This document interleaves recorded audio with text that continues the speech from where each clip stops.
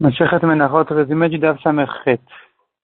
On a vu une contradiction dans Rabbi Yehuda et dans Chachamim, que d'une part, Rabbi Yehuda interdit de chercher le Chametz, de faire Bdikat Chametz pendant Pessah, de peur qu'il en mange, alors que, en ce qui concerne le Chadash, la nouvelle récolte, Rabbi Yehuda permet de la récolter, il ne craint pas qu'on en vienne à en manger.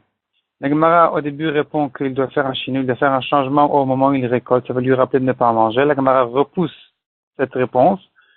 Et ce que la Gemara maintient comme réponse, c'est de dire que le Chametz, il n'a pas l'habitude de s'en séparer, il risque d'en manger, tandis que la nouvelle récolte, il n'en a jamais encore mangé, et donc il ne risque pas d'en manger.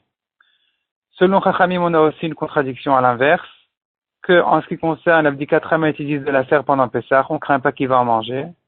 Tandis qu'en ce qui concerne la nouvelle récolte, il permet lui de la récolter. On ne craint pas qu'il va en manger. Et ici aussi répond la Gemara que, en général, on craint lui qu'il va en manger. C'est pour ça qu'on interdit de récolter la nouvelle récolte.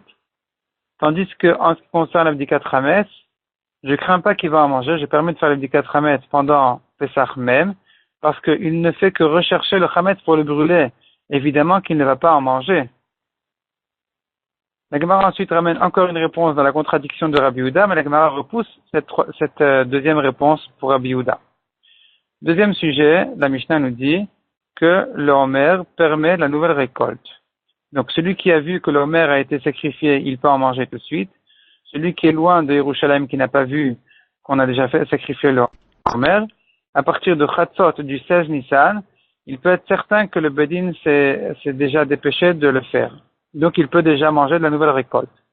Après le Khurban du Beth Amikdash, donc après la destruction du Beth Amikdash, Rabban Yochanan ben Zakkai a institué d'interdire tout le 16 Nissan.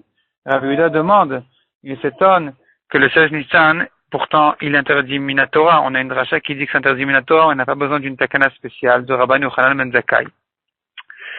L'Ekmara nous ramène Rav Shmuel qui disent que du temps du Beth Amikdash, c'est le Homer qui permet la nouvelle récolte, mais après le Beth Amikdash, dès le matin du 16 Nissan, la nouvelle récolte est déjà permise.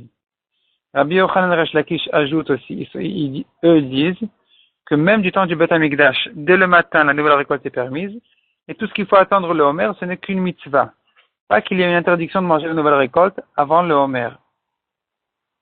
La Gemara dit que selon Rabbi Yochanan Resh Lakish, il faut expliquer la takana de Rabban Yochanan ben Zakkai qui interdit tous les 16 Nissan de manger de la nouvelle récolte, alors que eux pensent a priori que du temps du Beth Amikdash c'est permis dès le matin, donc pourquoi interdire tous les 16?